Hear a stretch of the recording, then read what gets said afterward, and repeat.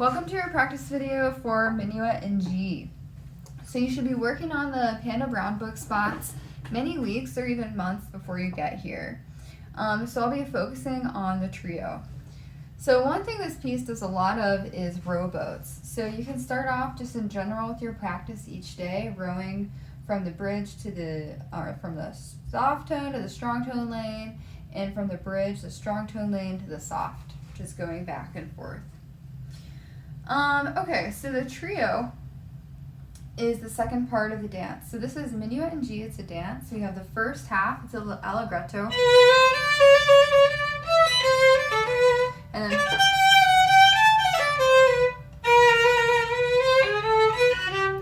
then the trio. And then so that's the first way to break up this piece. The second way to break it up is kind of like Gasse Gavotte, where you have 4 sections. So you have section A, this could be the bread. Up, up.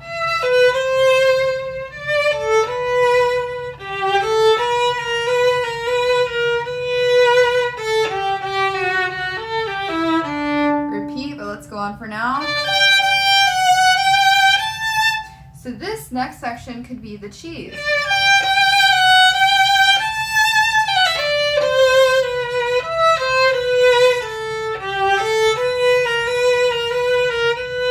Up. Then you repeat that again. So then the trio section could be lettuce.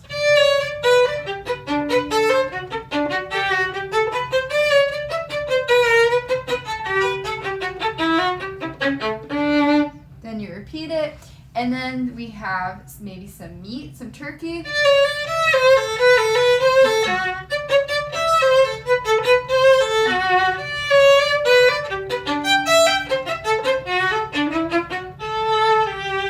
And then you go back DC, da capo, al fine, you have the bread. Then you have the cheese. So yeah, it's a little weird to end on some cheese. But anyways, that's the overall form for the piece. It's a lot more, little sections, just like Gasse Gavotte. The more you listen, the easier it will be to piece them together. But I would like to start with the cheese, the middle section. And I think the biggest thing here is the smile bows, and which smile bows are fast and which smile bows are soft. So we start out, all of these 4 sections start on an up bow. So we're going to start out 3 on the A, low 2 hopping to E, and we're going to do a fast bow. Now we're going to do a slow bow with 2 and 1. Now we just have a separate note fast, a 2 slow. So we went fast, slow, fast, slow. Now we have fast, slow, fast, fast, really slow, but this is in half position. I like to start with my 2, 1, 2, 1, 2, 1, then we'll stop.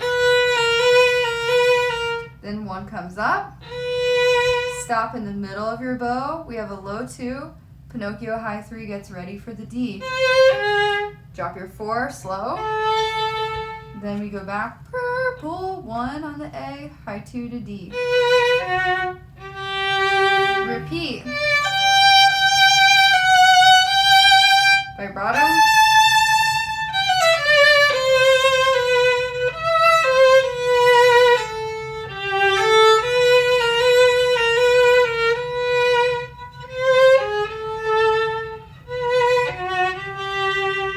So everything is kind of, slowly dying away, and then there's a new song that starts to play at this grand ball or dance, whatever it might be. It also says trio, and it says mezzo forte più mosso, which means a little bit more. So that means a little bit faster, a little bit more louder. We're gonna bend our knees, smile, fishing. Low 2 on the A, high 2 on the D.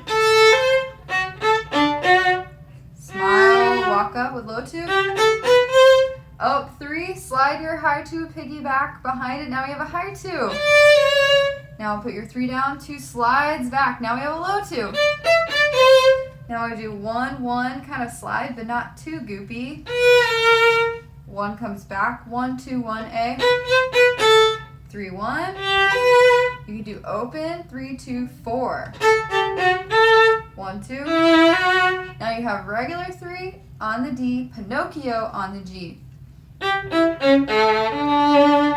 Then you repeat.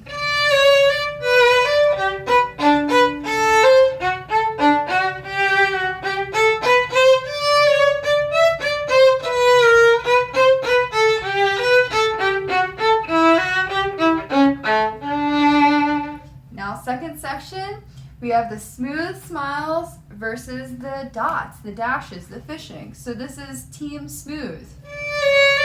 High 2, now we have low 2. Low then high. Now second team. Now we have the slows. So here is a really big jump. Sometimes students find it, sometimes I give it to you. So you have 1, 3, smile, 3 hops to D, 1, open D, now low 2 in your elbow swings to the E. Let's do that again. 1, 3, smile, 3 hop to D, 1 on A, open D, drop your elbow, tick-tock to E fishing. I would do this probably like 20 times, stop the video, but this video is going to be a little bit long already, so I think it's best, instead of me practicing with you, you can stop and do your repetitions by yourself. Remember, you had to do 100 times in many ballads. So let's do smile, fishing, smile, high 2 on the D. Here we have D, 1, low 2, high 2, 4, 3. So I would maybe pause the video. It's really hard sometimes to find where you're at. Maybe you're really good at this one section and you need help in this middle spot, and it's hard to find it. So pause it, do your practice, come back.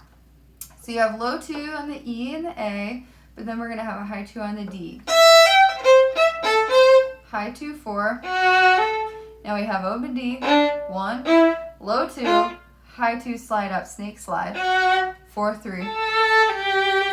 D, C, da, capo. Your cap is on your top of your head, so you're going to go back to the top, which is something they often say in music, especially like jazz musicians, they'll say back to the top or back to the head. And so that's the beginning. So I would recommend read page 11 for this first bread section, read page 5 for the cheese section, legato, read page 6 for the last 2 sections to practice it with staccato.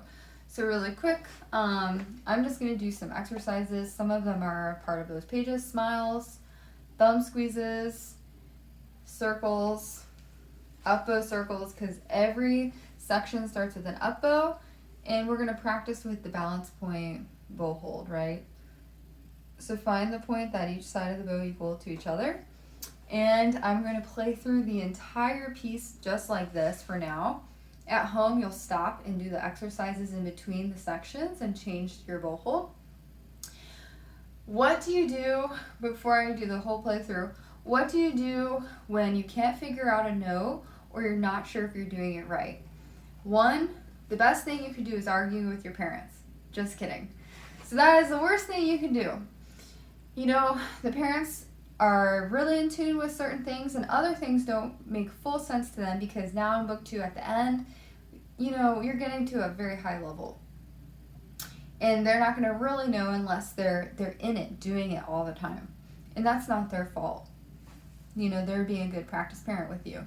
So sometimes the parents are actually right, and they come in, and I say they're actually right because students think that they're always wrong. And the parent comes in and they say, Miss Heather, something doesn't sound right, but, so-and-so told me that this was wrong. And I'm like, well, I like that the student is being strong and, thinks that they know, but it's good to listen to your parent. I would much rather you listen to them and do it wrong than to not be very nice and do it right. The other thing, so that you'll actually want to do is not fight with your parent, but you'll want to video yourself and listen back and see if the bow is something is off. Is it the intonation? Wow, that didn't sound right. And sometimes you don't know the answer to that if you haven't listened to it enough. So then you can play along to a YouTube slow practice video or play along to this one I'm doing here. The other thing that you can do is say, okay, I know there's something off in these 3 or 4 measures, and you can just send me, you can say, Miss Heather, what is this right? And you can send it to me. But what I find is that, when students are learning a piece, they might struggle with something at the beginning of it, and they'll be focused on getting that right. They'll be doing that right from then on.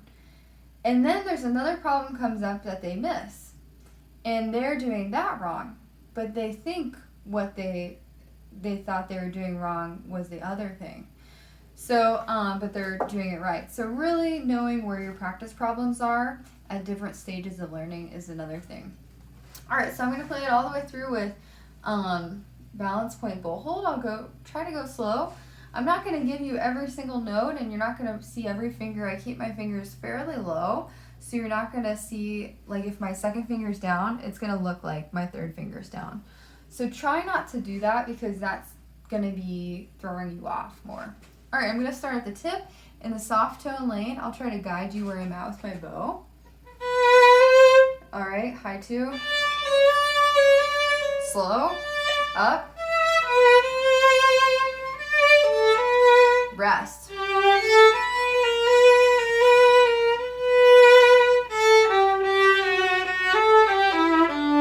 Repeat.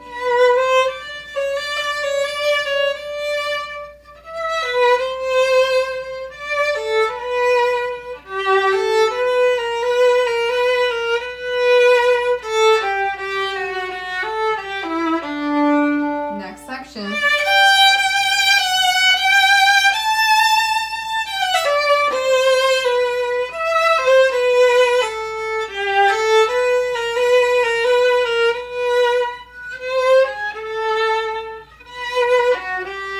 Repeat.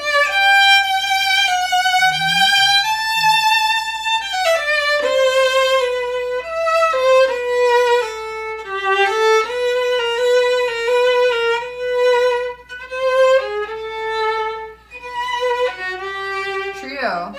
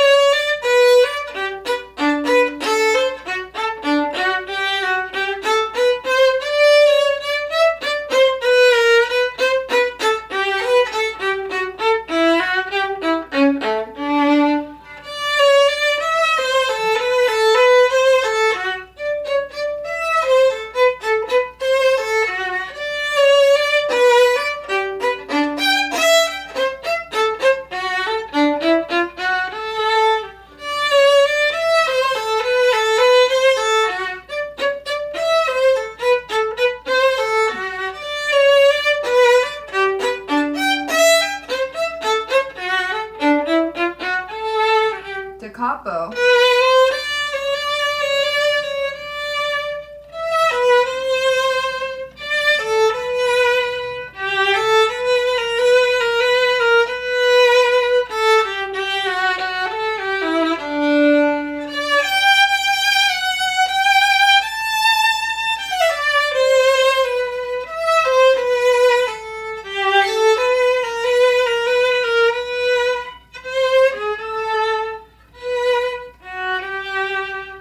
Fine. Also, really quick, Minuet in G is written by L. von Beethoven. So this is Ludwig von Beethoven. And I think this was originally written for piano, I want to say, but that's not off the top of my head. Or that is off the top of my head. But Beethoven, anyways, was deaf for part of his life, I think from, oh man, I just saw it the other day, maybe from like 1823 until about 1828 or 29. I think he died 1828. So for a good portion of his career, he could not even hear music, and he still composed. So it's pretty awesome. Some other things that he wrote is the Symphony Number 5. Or let's see. So